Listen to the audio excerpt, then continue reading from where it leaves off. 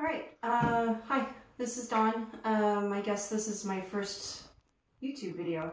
I've had some friends and acquaintances ask me how I'm cranking out masks in bulk.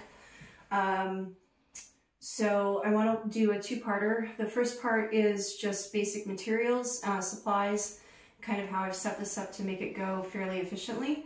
I've got notes over here, so I'm going to keep looking over here. Just for the sake of posterity, today is April 21st, 2020.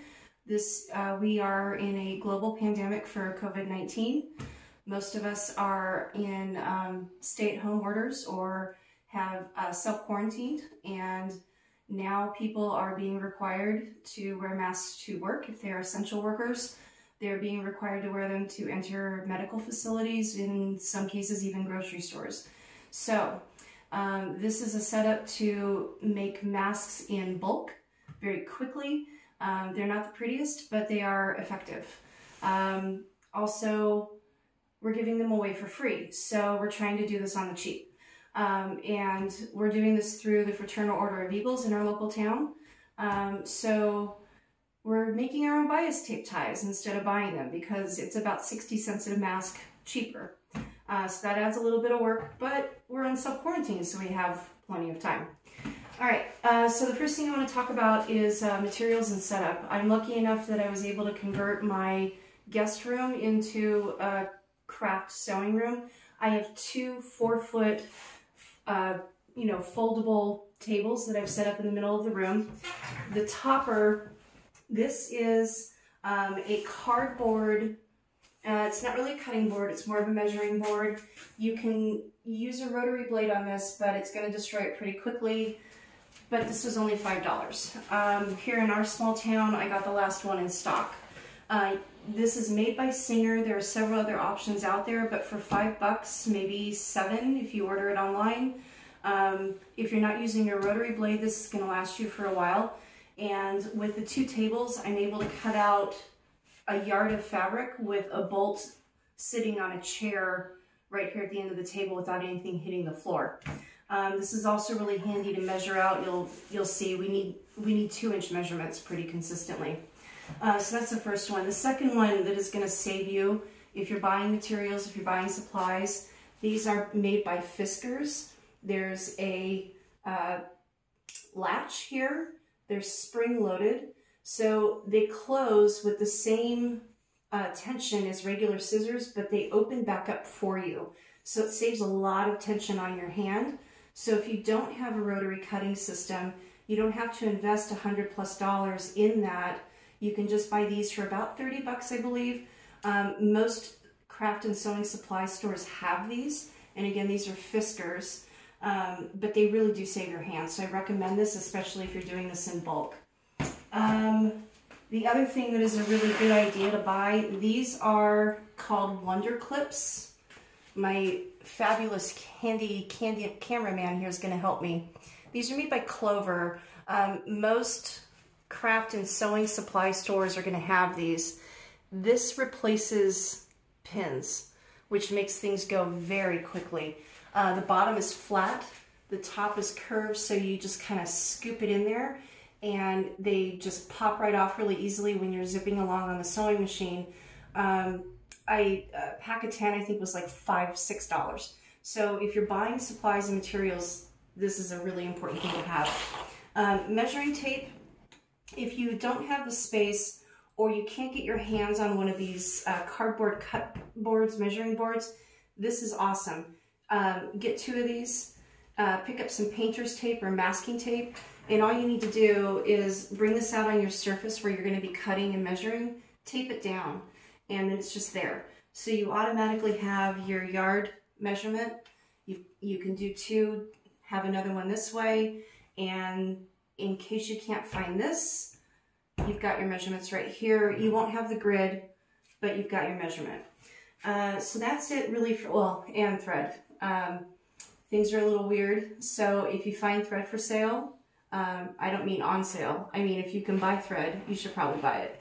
And I wouldn't worry right now about matching your thread to your fabric that you're going to be working with. Just get your thread. Another thing that is kind of a lifesaver here, seam ripper. Most sewing machines come with them. If you've ever sewn anything, you probably have at least one around.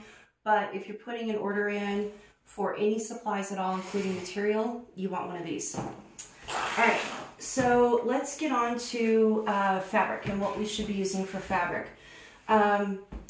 Cotton poly blend or broadcloth is the best option to use. It is fairly inexpensive in terms of fabric. Right now, most fabric stores are having this on sale on a pretty consistent basis. They fluctuate between brands. I'm finding that I can get this for around $3 to $3.99 a yard. This is your best bet with 2 pieces of fabric. We actually are doing contrasting pieces for the same mask so that people are aware what side is on their face if they take it off and have to put it back on. It's a good idea, especially if you're doing a free project like we are. Focus on solids more than patterns, because a lot of people are using these for work and there may be rules against having a busy pattern, or they may shy away from having a pattern that's covering half of their face. So solids are a really good way to go. If you can't find solids, and that's happened to me a few times already, go for patterns that are muted. Don't leave out the men. So think about the men in your life and ask if they would put that on their face and go out in public. So even like this light blue, I know Scott would probably wear this if it was the only option he had, but he'll definitely use a bandana before he puts a mask on with this color. The other part of the equation is fusible interfacing, and that's becoming hard to come by also. If you can't find fusible interfacing, instead of buying fabric for 2 layers with a piece of interfacing in between, like this has sewn, fused on here, buy 1 piece of, or 1 amount of fabric for your front facing part of the mask, and purchase flannel instead of a second layer and fusible interfacing. You can also use felt, and you can also use fleece, but those are really heavy. We're going to be getting into the hot months. They're super thick and they're hard to breathe through. But flannel is nice and soft. It still allows air to come through, but it's non-woven. So it serves the same purpose as your non-woven fusible interfacing. All right, so let's talk about how we lay out and cut. I think I covered everything on here. Oh, bias tape. Okay, so the ties. Because we're trying to do as many as we can with the donations that we're receiving, we're making our own bias tape for ties. Elastic is now very hard to come by as well. So I'll walk through this later, but the way we're doing the bias tape is we're purchasing extra fabric that hopefully complements the mask that we're making, and we're cutting it into 2-inch strips, and then folding it, lots of ironing, but this then becomes the tie on the mask, and I'll walk through that when I actually assemble the mask in part 2. All right, so to get your most out of your masks, this is my pattern. It is a 9-inch by 6-inch piece of paper that I should probably make a new one, because you can see where I've been cutting along the edges. But I don't use it very much anymore because I've done this so much now. I'm still just relying on my measuring on my cardboard cut surface. But this is the pattern. This is it. And so what you do to cut out your fabric for the mask itself, not the ties, you want to take your fabric and fold it in half lengthwise. So when you lay this out on your measurement, you should have, this is a little over a yard, but it should come to 18 inches, which is half a yard. And then this should measure the width of your fabric, which is 45 inches. So once you fold it in half, then what you're going to do is you're going to take your 6x9 pattern, and going 9 inches across, you're going to cut 2 strips.